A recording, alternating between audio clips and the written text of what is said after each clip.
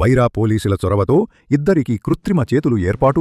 Rotary club of Mangalagiri ఆధ్వర్యములో వైరా పోలీసుల చొరవతో ఇద్దరు యువకులకు కృత్రిమ చేతులు ఈరోజు జరిగిన కార్యక్రమంలో మంగళగిరిలో అందించారు.